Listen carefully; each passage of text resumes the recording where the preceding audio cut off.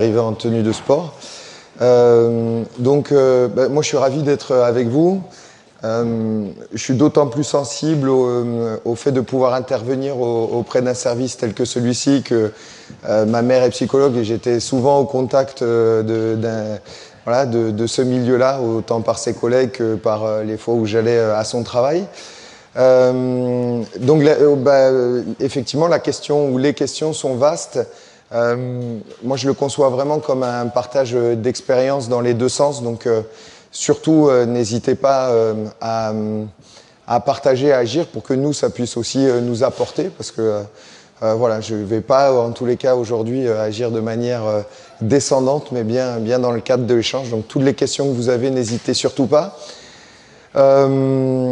Pour entamer, j'ai tendance à le faire dès le début d'année, donc avec le collectif. Donc moi, j'ai vraiment en charge les avants. J'agis avec l'ensemble du collectif sur d'autres secteurs, mais c'est Vincent Etcheto qui a la charge et le management de l'équipe dans sa globalité. Donc moi, j'ai un secteur de management bien précis qui s'articule autour des avants et du jeu des avants. Et donc, dès le début d'année, je leur présente cette vidéo-là, probablement que pour certains vous connaissez, et je leur donne une consigne très simple. Nous, les consignes, ça fait partie de notre métier, hein, notamment dans le cadre des situations qu'on mène, et je leur demande de regarder dans quel sens tourne cette danseuse, ou bien dans le sens des aiguilles d'une montre, ou à l'inverse, ou dans les deux. Donc je vais juste lancer pour partager la vidéo avec vous. Et puis évidemment, au terme de la vidéo, moi je vais vous poser la question dans quel sens vous l'avez vu tourner.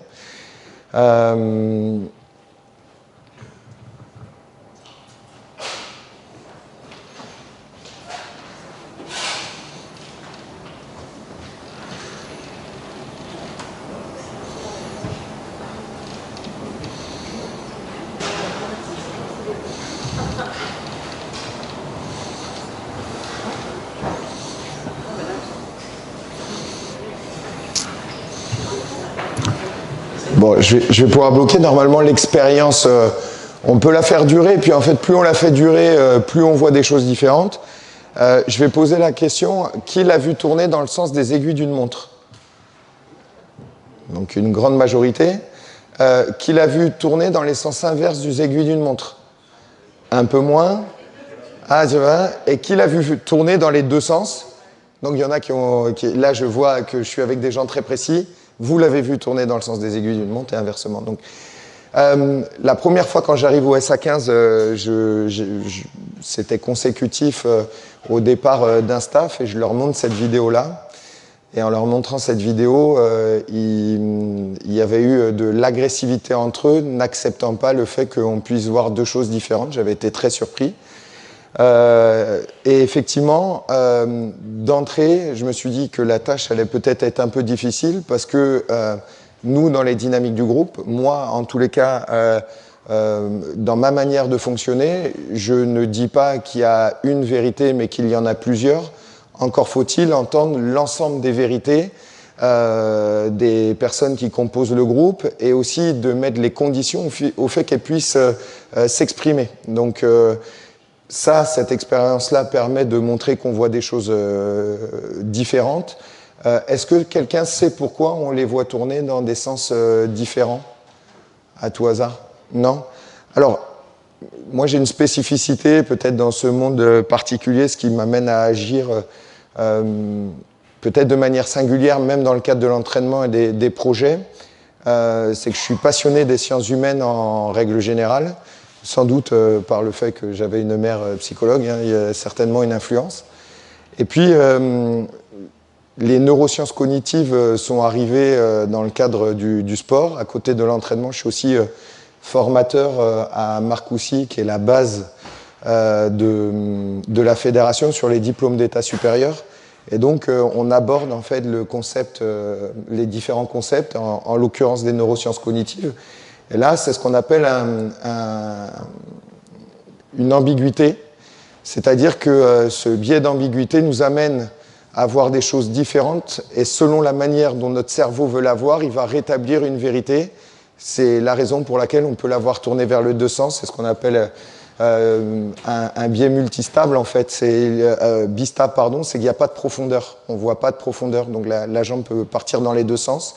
Dans le cadre de l'entraînement, les joueurs perçoivent des situations, et là, pour le coup, c'est multistable, les effets qu'il y a, et ils doivent apprendre à les lire, nous, à les amener à les comprendre. Et dans les dynamiques de groupe, évidemment, ils doivent se connecter sur le terrain dans le cadre de sport collectif. Et il y a tellement d'ambiguïté sur le terrain qu'on doit leur apprendre, les accompagner à faire face à un certain nombre de situations sous tension. Donc nous, dans les dynamiques de groupe, il y a tout ce qui est préalable au terrain, en étant clair, lent, analytique. Là, on dit qu'on mobilise le cerveau analytique. Et ensuite, quand on est sur le terrain, on dit on mobilise le cerveau sensoriel. Mais ce n'est pas la même chose. Et le cerveau détestant l'ambiguïté, étant donné qu'il va rétablir une vérité très rapidement, eh bien, si ce n'est pas préparé en amont, on va trouver des situations de crise collective qui vont menacer nos dynamiques de groupe, et donc, effectivement, répondre à des situations de manière parfois inadaptée, en tous les cas pas collective. Ce qui, effectivement, nous, dans notre cas, pas le but.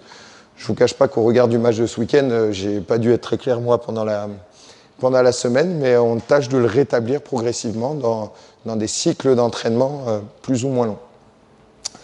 Voilà, je ne sais pas s'il y a des questions d'abord par rapport à ça. Nous, en tous les cas, c'est une manière d'approcher le fonctionnement collectif que d'accepter la différence dans le regard et dans le fonctionnement de chacun. Et d'amener donc ces différences et ces particularités à travailler ensemble. La deuxième chose que je peux vous montrer, et c'est tout ça se passe dans les premières semaines d'entraînement, c'est une expérience aussi peut-être que vous connaissez, c'est l'expérience de H,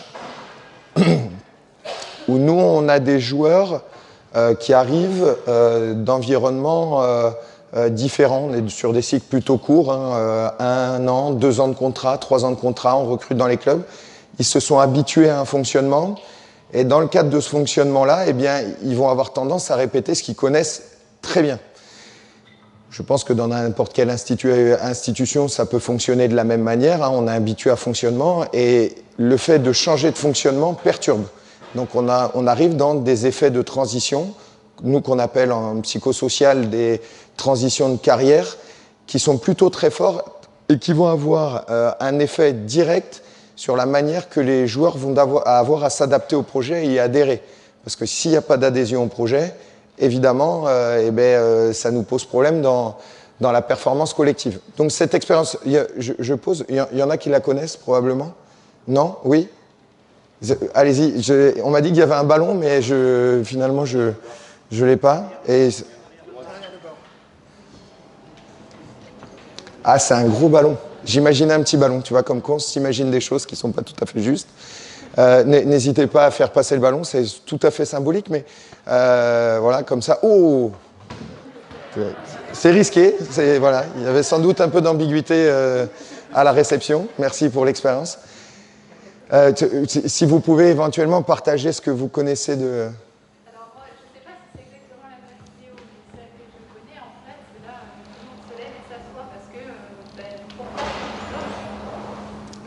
Oui, si, il y avait du bruit juste à côté, pardon.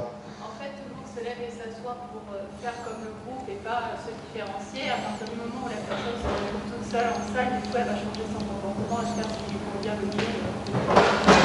Alors, oui, et non, dans l'expérience, en fait, on va se rendre compte qu'elle maintient le comportement même quand le groupe n'est plus là. Donc là, ce qui se passe, c'est que toutes les personnes dans la salle d'attente, c'était des comédiens. Et donc les comédiens, petit à petit, sortent. À chaque bip, elle se levait. Et puis elle va se retrouver seule. Et là, il n'y a plus un comédien. Et le bip va arriver. Comment elle va réagir? Et c'est là que ça a une importance. Dans le cadre, nous, du fonctionnement au SA15, c'est que le SA15 a une histoire. On ne peut pas l'enlever. Il y a des choses qui se répètent en fonction des transitions qu'il va y avoir d'entraîneurs, etc. Et là, j'ai tourné le dos. Donc, quelqu'un d'autre arrive qui n'est pour le coup pas un comédien.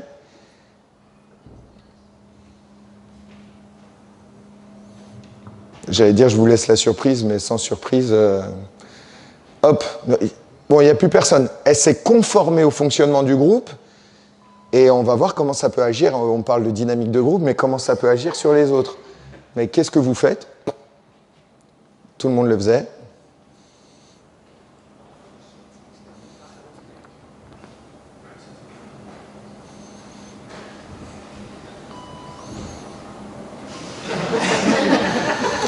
Alors, ça paraît très surprenant. Bon, vous avez compris, et puis ils vont arriver jusqu'à ce que... Il y en a beaucoup, donc hop, beaucoup arrivent. Et finalement, ce groupe test au départ qui était avec des comédiens et puis une personne qui se faisait tester, le cobaye, entre guillemets, se retrouve à se conformer au groupe, mais finalement sans qu'elle en comprenne le sens. Et pour nous, ce qu'il faut traiter d'entrée dans le cadre de ces dynamiques collectives, c'est le sens qu'ils vont donner à l'action sur le terrain et aussi en dehors. Le sentiment d'appartenance, pourquoi on développe ce sentiment d'appartenance au sein de ce club, pourquoi ils sont là, c'est aussi une question qu'on leur pose. Et ce qu'on retrouve en tout début d'année avec les joueurs, c'est qu'on va leur donner une indication et ils vont répondre « oui mais ». De manière, si on calcule le nombre de oui mais qui tombent sur les 3 premiers mois d'entraînement, c'est colossal. Et là, on le traite. Hop, oui mais, et là, ils se rendent compte progressivement. Je viens de le dire, oui, c'est vrai. Bon, mais vas-y, je t'écoute. Mais après, il faut assumer sa position et la raison pour laquelle ils le font. Parce qu'il y a des choses qu'ils apportent. Moi, je me vois plus comme un accompagnateur et un guide qu'un chef de meute directif. C'est mon mode de fonctionnement. Avec les nouvelles générations, je sais que certains collègues partagent les mêmes choses que moi. On a beau être directif, s'ils ne donnent pas de sens à ce qu'ils font, très rapidement, ils vont faire comme ils veulent. Donc l'idée, c'est comment amener du sens à leur action tout en restant eux-mêmes. Ce qui, pour rien vous cacher, n'est pas toujours simple. La deuxième chose qui est très importante sur cette expérience, c'est que si on le voit de manière très répétée, dans les dynamiques de groupe, quand ils arrivent d'un autre club ou quand ils restent chez nous, c'est qu'ils ont appris un mode de fonctionnement. Mais ce n'est pas le seul et l'unique, qui est valable d'ailleurs. Et sans doute qu'il y a même d'autres fonctionnements plus performants que le nôtre. Mais la phase de désapprentissage, donc de là où ils arrivent, est très difficile à vivre pour eux et effectivement pour nous. Mais si on n'en a pas connaissance ou conscience de ces effets-là, on arrive à des oppositions très très fortes, et notamment les effets de contagion qu'on retrouve dans cette expérience-là, où dans le vestiaire, quand on n'est pas là, l'entraîneur peut être un gros connard incompétent, parce que émotionnellement, c'est difficile à accepter de vivre de nouvelles choses. Voilà, donc ça, pour vous partager ce regard en tous les cas sur les dynamiques d'équipe, on a plusieurs phases. Mais la première va être de donner du sens au regard d'un diagnostic plutôt précis de qui ils sont et à l'intérieur de quel environnement, qu'il soit celui du terrain ou plus largement de Angoulême et la manière qu'ils ont d'agir à l'intérieur de leur quotidien. Voilà. Parce que je peux durer très longtemps à parler tout seul comme ça. Est-ce qu'il y a des questions par rapport à ça ou sur le mode de fonctionnement de l'équipe sur une pré-saison, comment on aborde notre fonctionnement? Non? Vous avez mangé avant ou pas? Mais ouais, je savais, j'aurais dû, mais bon, on s'entraînait, je savais, habitué à ça, ok. Donc, voilà. Oui. Ah ben là, ça, il y a 2 questions. Alors, je vais laisser, par galanterie, hop, il n'y a plus le ballon, hein, je vois bien que...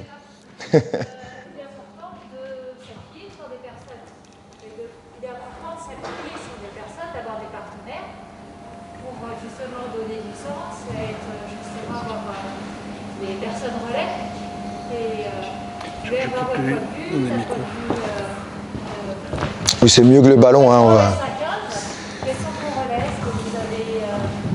Dans le fonctionnement du club ou vers l'extérieur. Oui. Donc, une équipe. Oui. Seul face à une équipe. Ouais. Vous faites partie de l'équipe. Est-ce que vous avez identifié des personnes ressources, des personnes relais? Comment vous avez... Oui. Alors, la manière dont...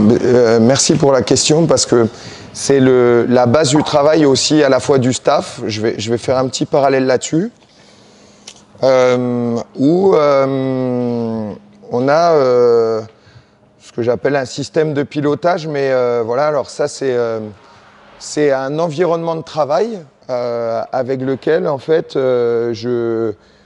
qu'on a construit, que j'ai construit au départ et qu'on a construit progressivement avec les adjoints, les collègues, de telle manière à ce que d'abord le projet global soit construit, parce que entre ce que moi je vais dire en termes de concept théorique et la réalité de la pratique, il y a souvent un décalage. Donc en termes de relais, il faut d'abord que le staff partage une vision, parce que sans quoi on se retrouve à avoir un décalage de positionnement dans lequel les joueurs prennent facilement des brèches. Donc la première chose, c'est que sur tous les concepts théoriques que je viens de vous expliquer, on les garde pour vous montrer en somme l'un d'eux. Je ne sais pas si... Voilà un concept théorique qui va m'amener à agir avec notamment certains relais et ceux qu'on a identifiés comme leaders. Donc on a des profils de situation variés à l'intérieur de notre système de fonctionnement, ce que je vous expliquais dans le cadre de l'entraînement.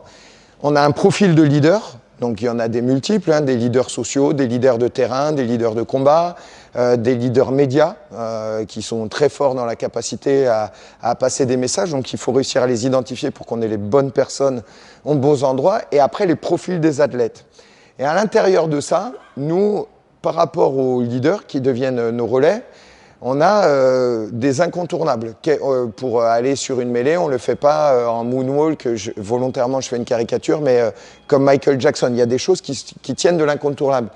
Mais surtout, la manière les comportements affichés, les comportements préférés de ces leaders-là. Et ça devient nos relais. Donc, nous, on ne peut pas aller contre ce qui motive le joueur, sans quoi il ne s'engage pas.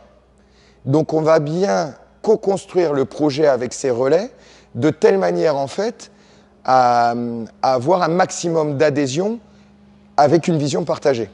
Dites-moi si je ne suis pas clair, enfin, n'hésitez pas en tous les cas. Et nous, ce qui nous intéresse, c'est à la fois la performance de l'athlète, mais aussi la satisfaction qu'il a de s'engager à l'intérieur du système.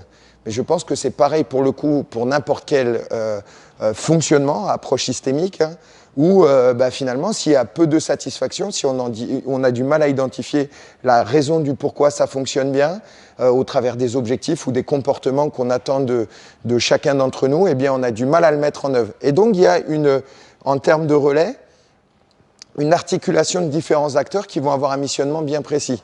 Chacun a un missionnement bien précis à l'intérieur du système, ce qui fait que à l'intérieur de ça, si je ne fais pas de bêtises, hop, tous les joueurs ont un suivi individualisé, ce que j'appelle aussi spontané, parce qu'on a plusieurs bases de données. Mais à l'intérieur de ça, dès qu'on parle avec eux, pour qu'ils soient le relais du mode de fonctionnement, on clarifie donc les objectifs, c'est-à-dire qu'ils sont partagés et construits avec eux. Et surtout, on s'attache à leur spécificité. Et donc, je ne sais pas si je peux cliquer. Enfin, il n'y a pas... je vais prendre... Oh, et à l'intérieur de ça, sur les différentes semaines, par exemple, on va travailler sur différents objectifs donc, qui deviennent les premiers acteurs. C'est-à-dire que c'est eux qui deviennent acteurs de leur démarche, et non pas l'inverse. Parce que ce sentiment d'imposition fait que c'est peu durable, en fait. Ils n'aiment pas ça, et nous non plus, et c'est pas ce que je partage. Donc c'est trouver avec eux les leviers motivationnels de telle manière à ce qu'à un moment donné, j'ai donné du sens à ce que je veux faire, et ben voilà, on va préciser avec toi au regard de ton profil, ce que je vous ai montré juste avant, la manière dont on peut arriver pour que lui, il ait aussi une forme de satisfaction, sachant que vous imaginez bien que nous, tous les week-ends, on fait des choix et que chaque lundi, on devient l'une des personnes les plus détestées par les joueurs parce qu'évidemment, ils ont raison de penser qu'ils sont meilleurs que leurs collègues. Bon, et ils ont parfois raison, ce qui nous donne aussi parfois tort. Donc voilà, mais ce qu'on est capable aussi de recevoir. Donc tout ça, je ne sais pas si je réponds à votre question, hein, mais à l'intérieur de ça, cette vision partagée, le travail individuel, semi-collectif, le temps qu'on peut y passer, Les after-work aussi, pour nous, ont de l'importance, je ne vous cache pas, notamment avec les collègues, hein, pas avec les joueurs, je vous rassure, pour évoquer justement la manière dont on peut approcher un joueur qui ne va pas me dire à moi qu'il ne va pas bien, mais il aura peut-être dit au kiné. Il y a une éthique professionnelle à l'intérieur de ça, donc il va garder les informations pour lui les plus importantes. Par contre, il va m'alerter sur les conditions du joueur, sur son quotidien et la manière dont il a de le vivre. Voilà, sur la question des relais.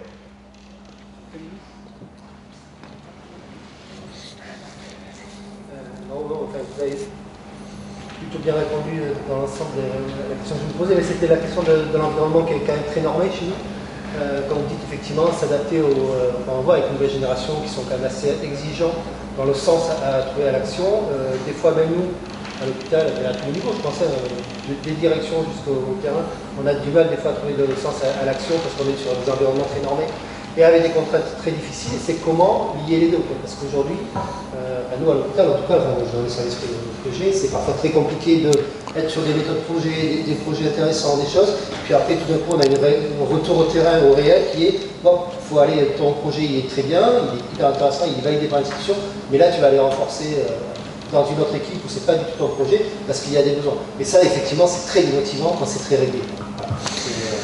C'est la bonne personne au bon endroit, c'est vrai que c'est des choses que j'ai beaucoup entendues, mais qui sont parfois difficiles à tenir sur la longueur et qui sont, pour le coup, on arrive, même si on a des beaux projets et des belles intentions au départ, ça devient presque l'effet boomerang d'être démotivant. Mais bon, ça, oui, c'est un constat, mais plutôt partagé, hein, parce que est-ce que tu peux bouger la caméra pour avoir un regard plus global sur le truc, s'il te plaît? Ça c'est quelque chose qu'on a retrouvé. Je ne sais pas si ça fonctionne. Ouais. C'est quelque chose qu'on retrouve nous aussi dans le fonctionnement, notamment au moment d'engager la semaine avec ceux qui ne sont pas dans le groupe parce qu'ils le savent relativement tôt. Et ils rebasculent vers un projet qui n'est pas celui qu'on va mettre en place ce week-end, mais celui de l'équipe adverse. Là, je peux vous assurer que de s'engager à faire le projet d'une équipe qui ne vont pas jouer au service de collègues dont ils pensent pouvoir avoir la place et pour un intérêt commun, au départ, on rame. Alors, comme vous l'avez dit, d'ailleurs très justement parce qu'on le vit nous aussi, y a l'idée que de toute manière on ne va pas biaiser quelqu'un trop longtemps et que si on lui dit des choses qui ne sont pas effectives dans le temps, quoi qu'il arrive il y aura du désengagement et j'ai envie de dire que c'est assez logique. Nous, ce qu'on a mis en œuvre d'entrée, et ça c'est pas moi, c'est Vincent qui l'a décidé, donc c'est bien d'amener de la rotation pour que tout le monde puisse avoir l'opportunité de s'exprimer, d'abord, de mettre en œuvre le projet de l'équipe ensuite, et d'être reconnu. Et la grosse problématique actuellement, et je pense aussi pour ces générations, mais pour toutes les générations, c'est la reconnaissance. Et on a beaucoup de mal en fait à reconnaître, et dans les institutions en règle générale, hein, pour parler avec d'autres environnements de travail, la problématique de reconnaissance où on a des gens qui travaillent très bien. D'ailleurs, je pourrais peut-être, ça me fait penser à quelque chose, où les gens s'engagent avec, les personnes s'engagent avec beaucoup d'intention. Je sais pas, je cherche. Je vais garder ça en tête. Et puis finalement, il y a un désengagement progressif et des effets de contagion très importants parce que ils se retrouvent aussi entre eux en dehors du terrain et ils vont vérifier que leur hypothèse est la bonne. Ils se sont un peu foutus de notre gueule et puis je me suis engagé. Et puis à un moment donné, ça va. Je m'engage pour les autres, mais c'est pas comme ça que je me reconnais. Et puis là, on a les effets de rébellion, de révolte et ce qu'on peut comprendre d'ailleurs. Donc effectivement, il faut réussir à aussi donner la chance, nous en tous les cas, à tout le monde. Alors quand c'est sur d'autres projets, je connais pas. Mais j'imagine l'effet complexe que ça peut avoir dans l'engagement quotidien, notamment au travail. Enfin, d'ailleurs, c'est un effet pas que dans le travail, parce que nous, on se rend compte, en étant sous pression, je ne sais pas combien de fois j'ai été viré par les supporters, mais que ça a un impact très important aussi pour les familles. Et souvent, quand on n'est pas bien, ce que moi j'appelle les effets de légitimité destructrice, c'est rarement la personne qui est responsable qui charge, mais notre environnement proche. Donc ça aussi, ça peut poser problème. Voilà. Est-ce qu'il y a une autre question? Non? Je vais voir si ça fonctionne. Je pose le micro. Alors... Oh, pardon. Je vais voir si j'y arrive. Ouais. Parce que vous avez parlé de projet, en fait, et je me dis que... Ah bah non. C'est peut-être...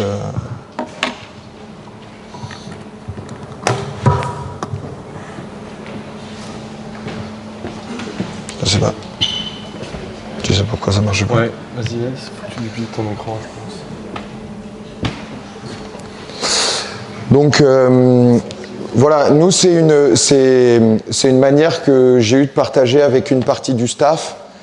Une partie du staff, notamment les adjoints sur le projet des avants, où Younes El-Jaï, je ne sais pas s'il y en a qui sont venus au stade, mais un joueur un peu historique du club.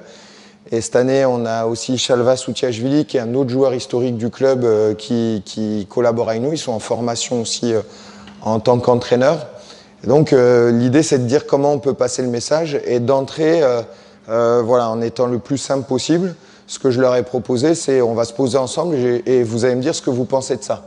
Donc en fait, cette image-là, qui est aussi en fait liée aux effets d'ambiguïté, on voit tous des choses différentes. Certains vont voir la jeune femme et d'autres vont voir une personne plus âgée.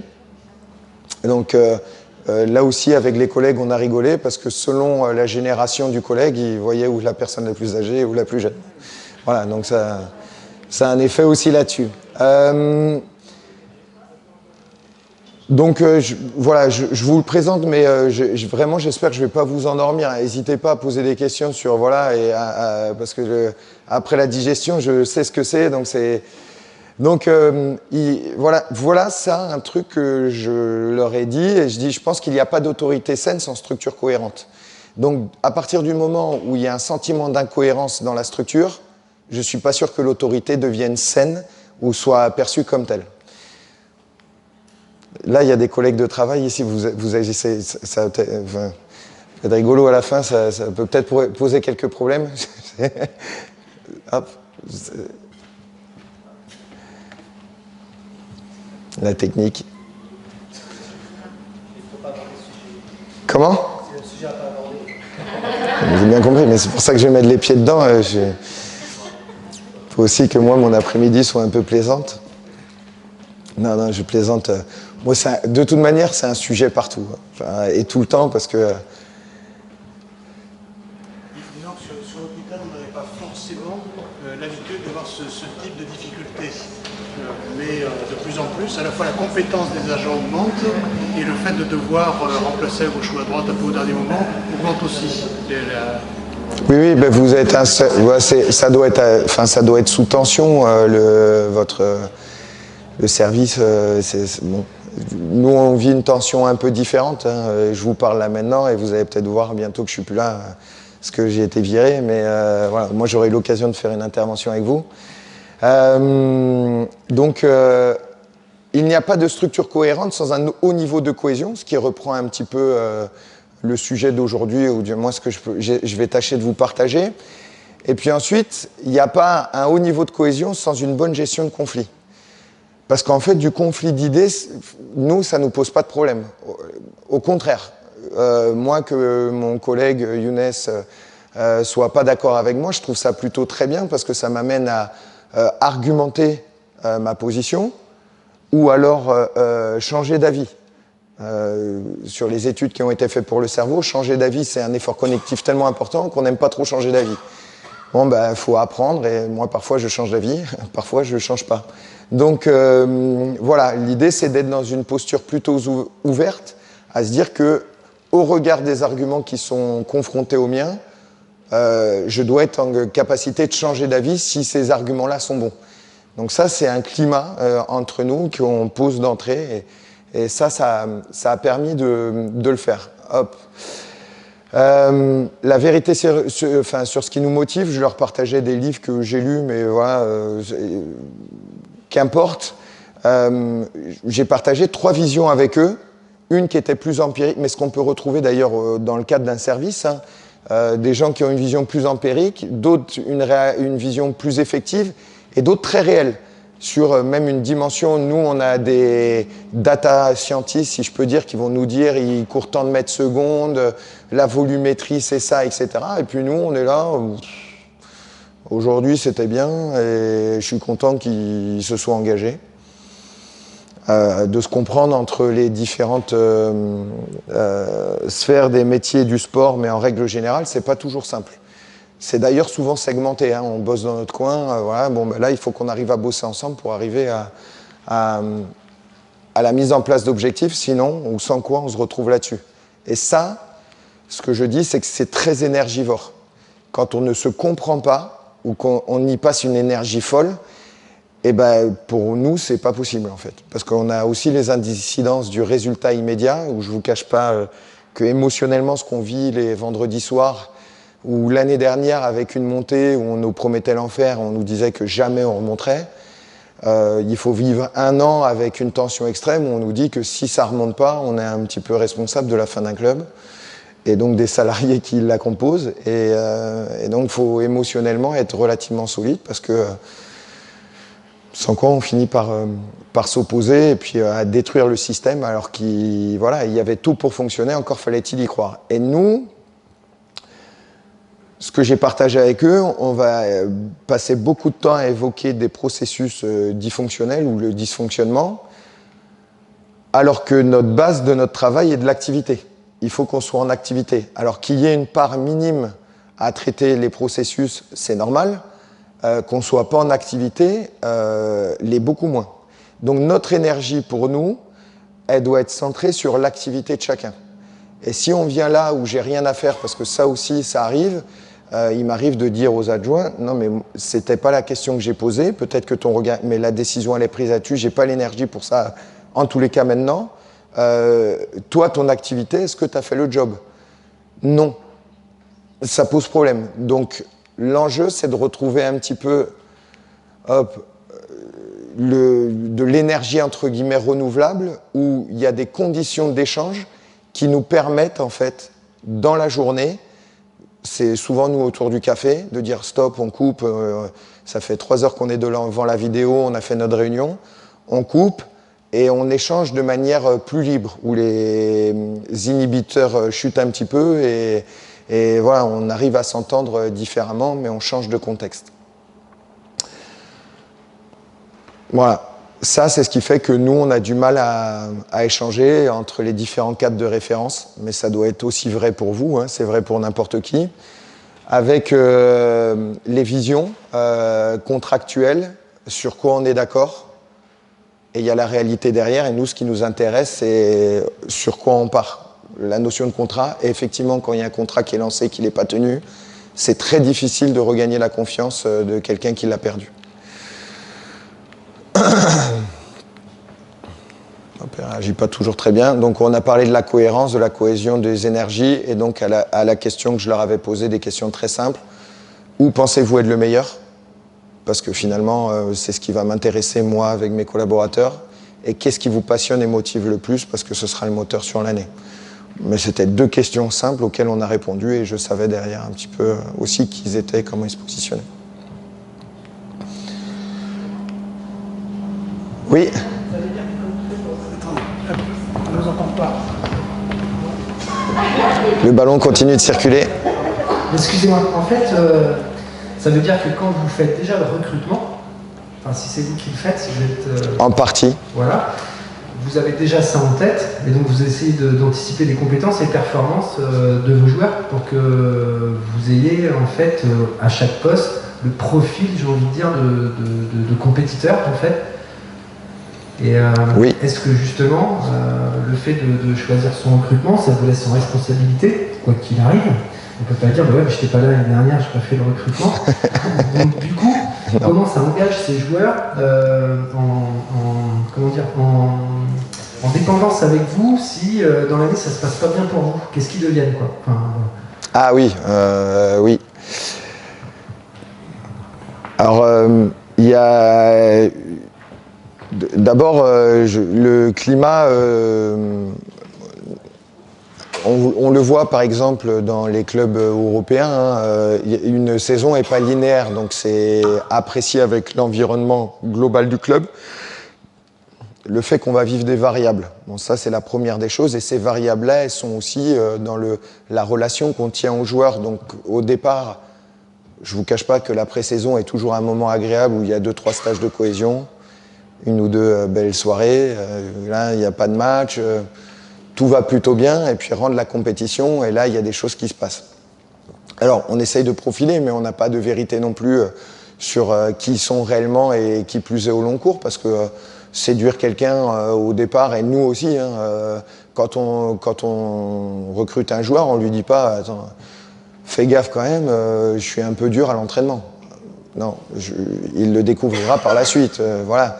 Mais aussi qu'on est des gens humains pour connaître, enfin je sais pas, Vincent Etcheto est quelqu'un qui base aussi son management sur l'humain. Et ben, il y a cette relation qui se crée dans le temps. Ça, c'est la première des choses.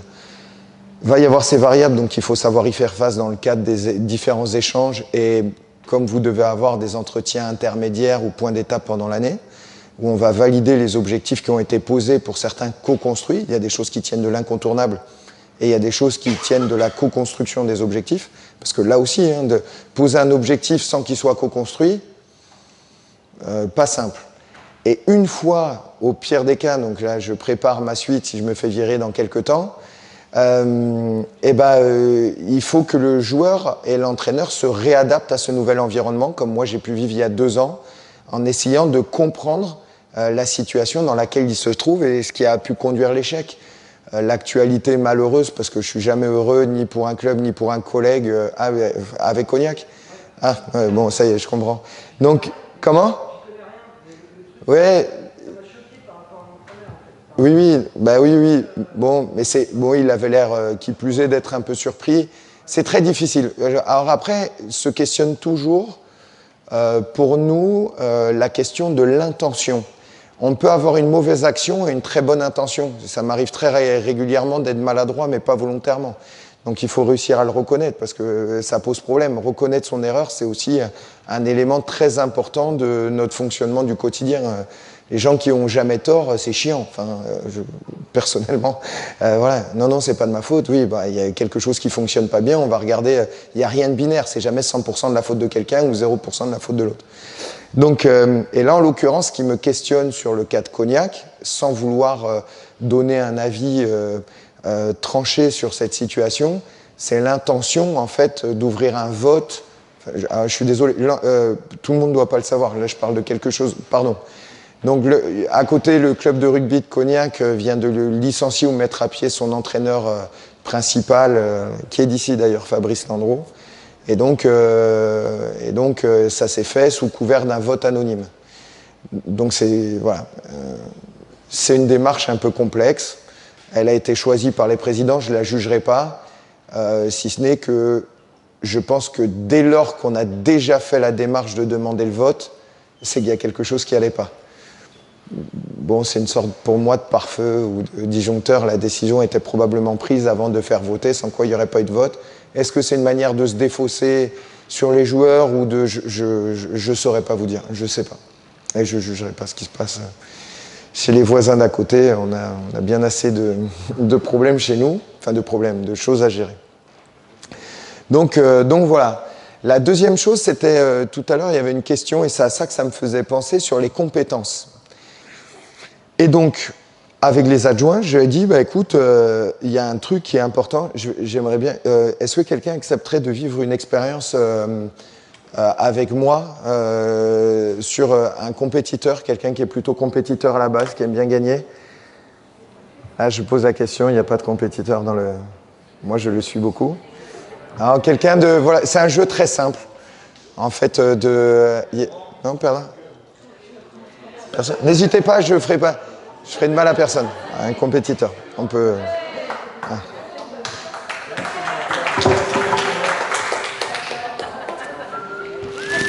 Pardon. Bonjour. Donc, je leur fais... C'est moi qui... Ah. En fait, l'expérience assez simple, je la fais chaque saison, ce qui reprend un peu tout ce qu'il vient de dire. Je joue un rôle, donc là je précise, je vais jouer mais qu'à moitié, parce que quand je le fais avec eux, ils sont prévenus que je joue un rôle, mais volontairement je force le trait, d'un jeu dont je dis que j'ai toujours été champion du monde, parce que de toute manière, je l'ai inventé. Mais on pourrait dire, oui, c'est pas parce que je l'ai inventé que tu vas être champion du monde tout le temps. Il se trouve que si.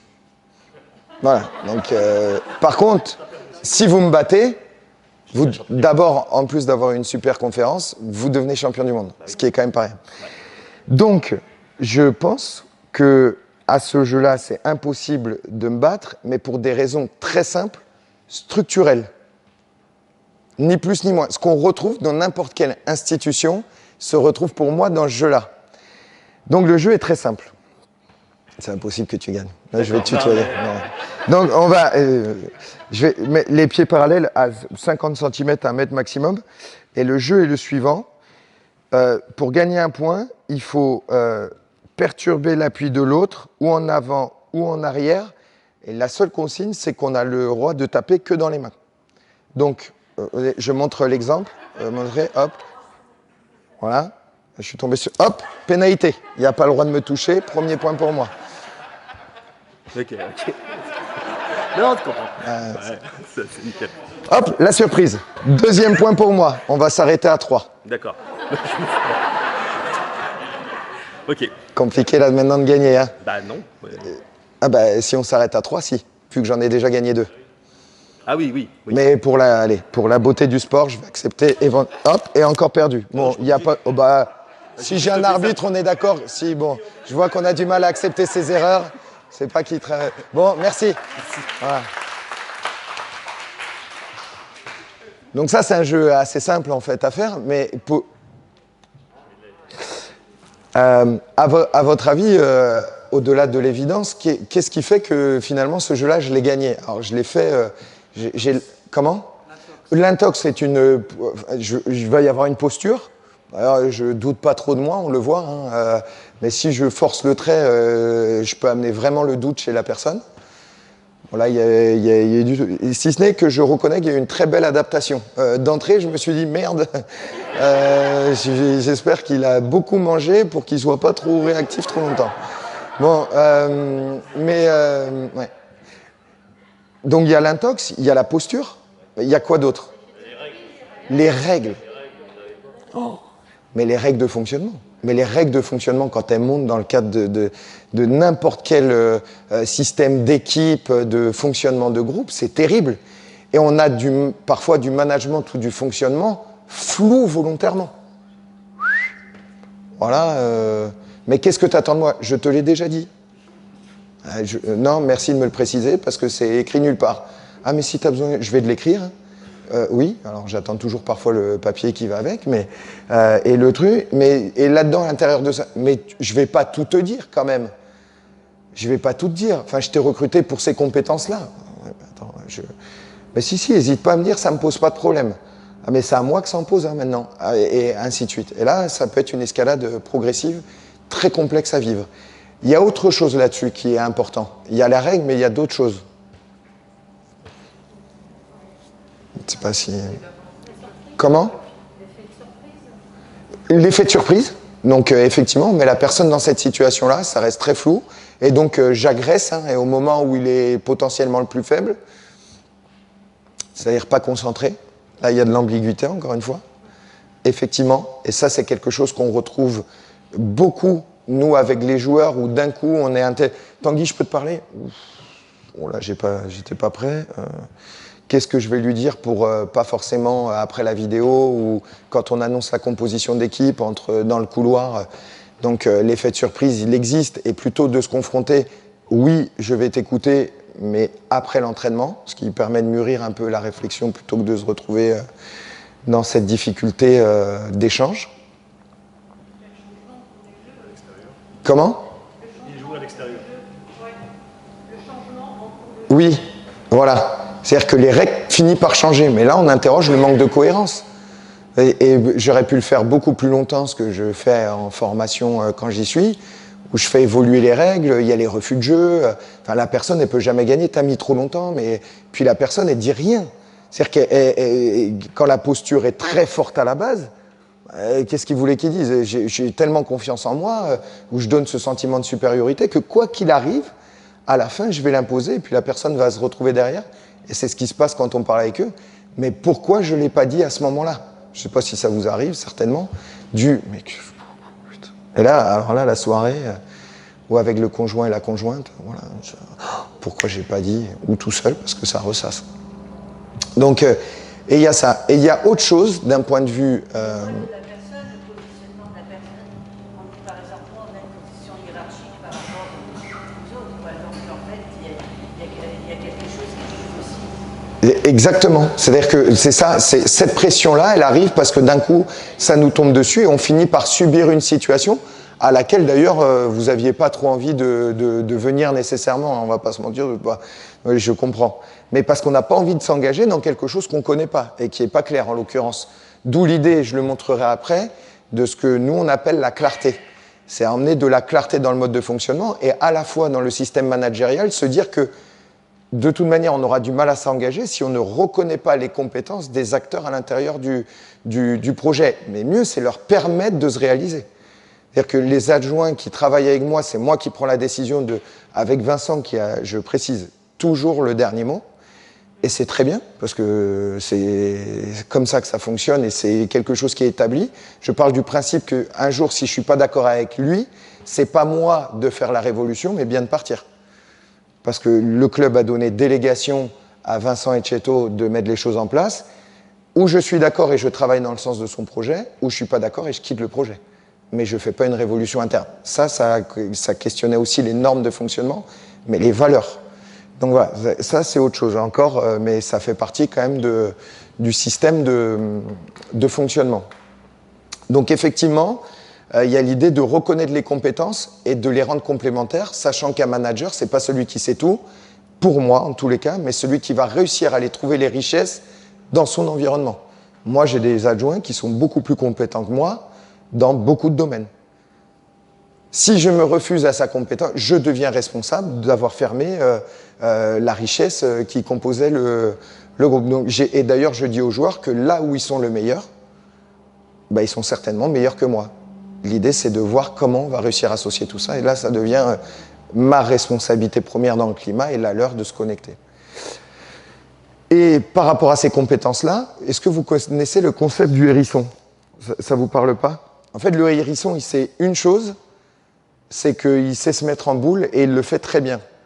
Le renard, il sait beaucoup de choses, il tente plein de choses, mais à la fin, il finit par s'épuiser.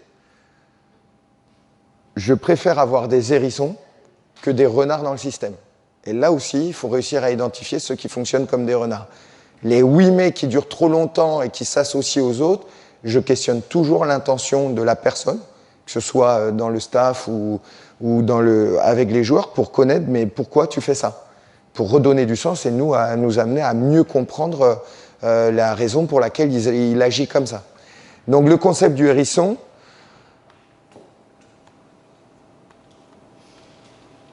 elle était là. Là où on est le meilleur, ce qui nous passionne le plus et ce qui fait tourner le moteur économique, chez nous, ça va être plutôt ce qui... tous les facteurs de performance.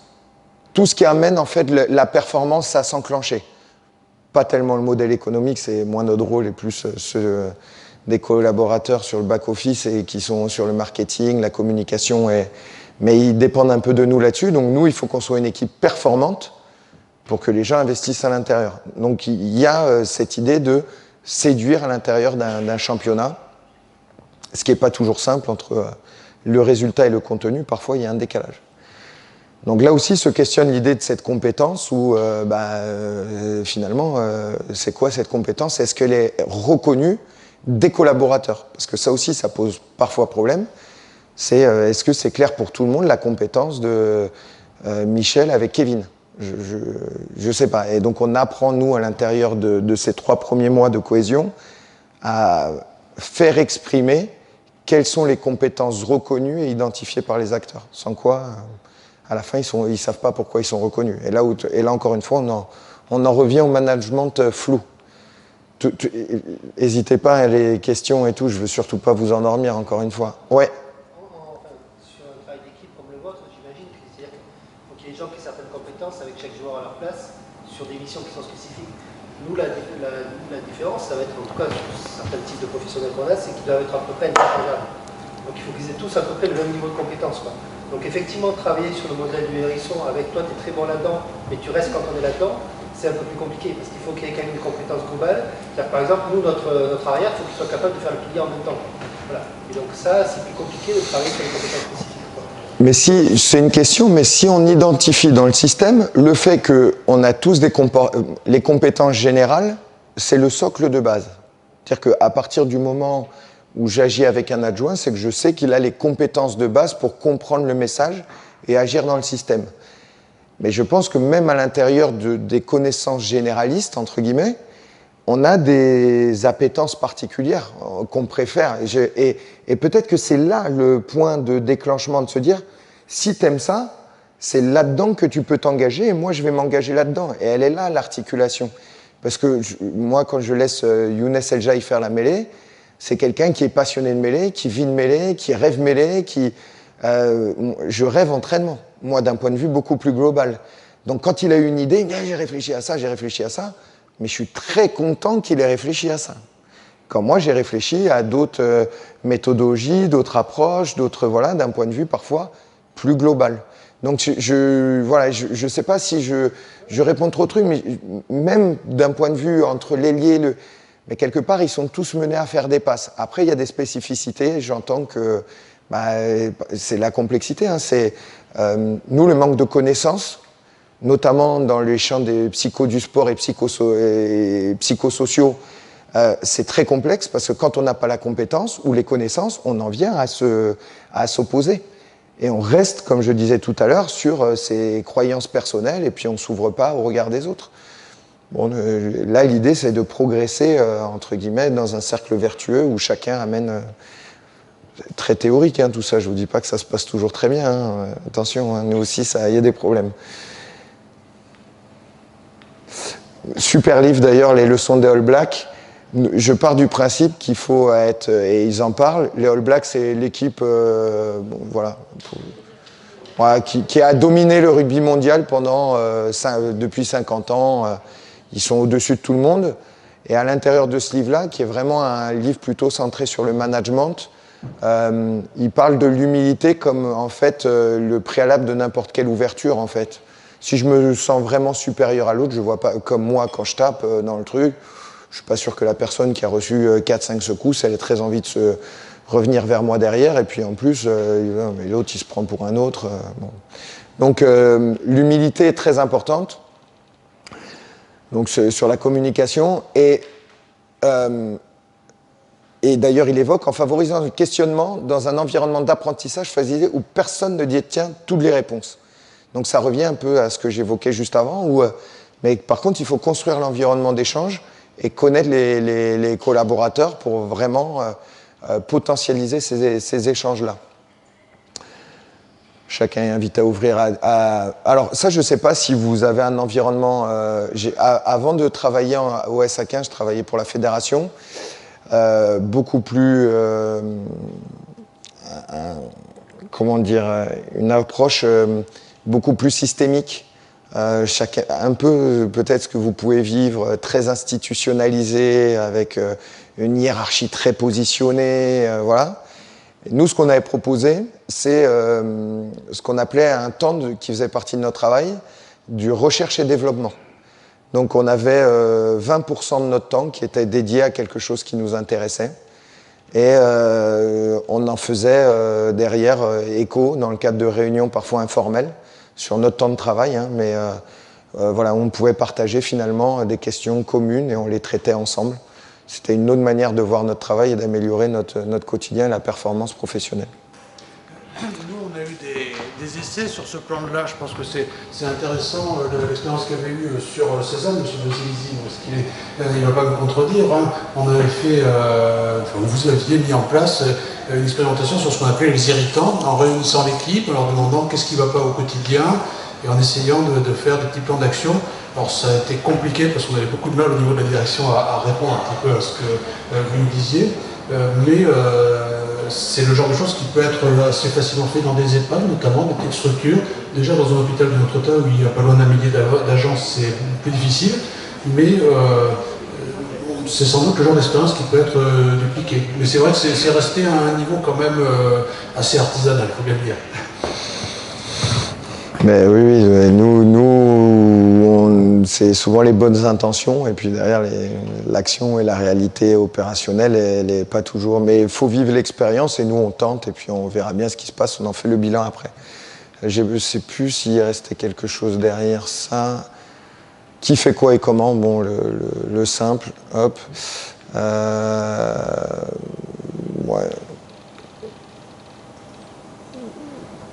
D'ailleurs, il y a des fautes là. Après, je vais rentrer dans le détail plus rugby et ça va être moins intéressant dans l'iceberg entre ce qu'on voit, sur quoi ça repose et quels sont les objectifs de changement en fonction du diagnostic qui a été fait. Mais voilà, nous, en tous les cas, l'entraînement, pour vous parler de notre environnement, a beaucoup changé sur les 10 dernières années avec l'apparition aussi et l'évolution technologique, où de plus en plus de compétences nouvelles s'articulent autour de la performance. À une époque, un staff était composé de 2-3 personnes, elle est composée aujourd'hui de 16 ou 18, et ça fait quand même une dynamique collective, des facteurs cohésifs à bien conduire pour que ces gens-là travaillent dans le même sens. Et finir sur nous, la manière dont on travaille sur la cohésion. Encore une fois, hein, c'est des concepts de psychosocial, mais c'est la manière opératoire et l'atteinte des buts, et la partie sociale et le bien-être ensemble. Donc comment on développe dans le cadre de notre projet, et ça on met des actions précises à côté de chaque item à développer pour que ce soit l'équilibre, à la fois une cohésion opératoire et à la fois une cohésion sociale importante pour que ça puisse fonctionner dans le temps. Et donc on a constaté, et là aussi c'est de la psychosociale, que quand on interrogeait un joueur sur certaines questions, il avait des réponses quand c'est aux joueurs qu'on parlait. Si c'était au père de famille, il n'avait pas la même réponse. Et donc là, les concepts d'identité sociale nous a questionné sur mais pourquoi il a une posture quand il est habillé d'une telle manière et qu'il n'est plus dans le cadre de l'entraînement. Et pourquoi, je ne sais pas si vous avez déjà vu une équipe de rugby ensemble. Non, ça vous est jamais arrivé? Eh bien, tant mieux. Tant mieux, en tous les cas, en dehors des trucs, on n'a pas du tout, et c'est le conformisme, le même comportement que quand on est seul dans un autre environnement. Voilà, donc, écoutez, voilà moi ce que je peux vous partager. Je ne sais vraiment pas si j'ai répondu aux questions, mais je vous ai transmis en tous les cas, au regard des dynamiques de groupe et des cohésions, la manière un peu dont nous on fonctionnait. Mais voilà, s'il y a des questions, n'hésitez surtout pas, hein, je suis là pour y répondre. Sinon, merci beaucoup. Voilà. Merci beaucoup. Avec plaisir.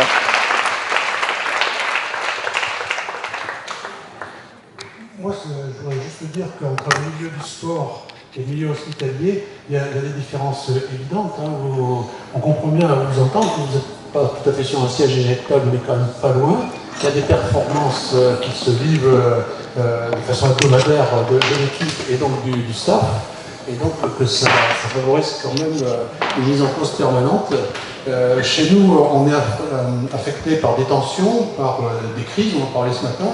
Mais d'un autre côté, tous autant qu'on est, on se dit bien qu'on ne va pas être demain matin à la rue, sauf s'il y a vraiment des problèmes énormes. Donc on a une stabilité qui est beaucoup plus importante dans la présence au sein de l'équipe.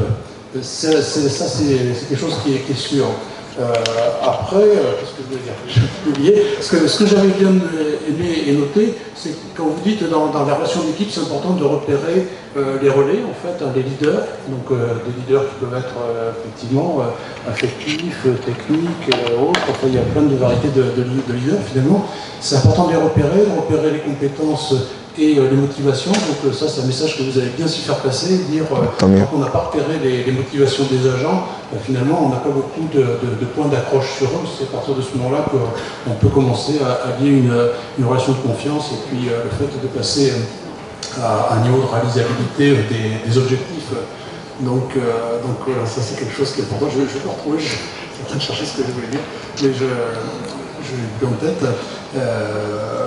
Voilà, mais je pense que entre le milieu du sport et l'hôpital, il y a quand même des points de connexion importants. Oui, ce que je voulais dire aussi, c'est qu'en fait, la fonction, vous me parliez de staff avec 16 ou 18 personnes qui sont quand même là pour avoir la performance technique et la performance organisationnelle, on va dire, de l'équipe.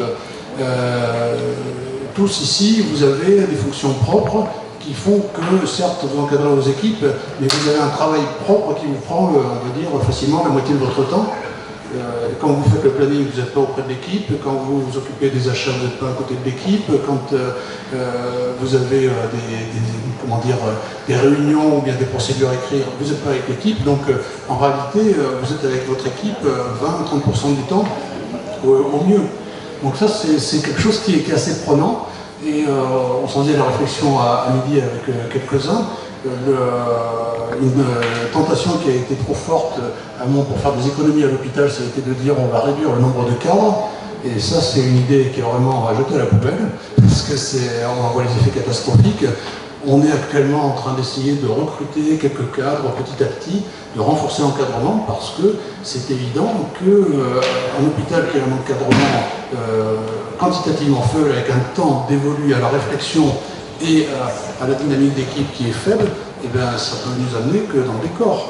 Et ça, voilà, c'est quelque chose qui est important quand on vous écoute, c'est de se dire il y a certes des tâches à réaliser et qu'on ne peut pas laisser de côté. Comme je disais ce matin, si vous ne vous occupez pas du planning, malheureusement, ça aura des effets délétères.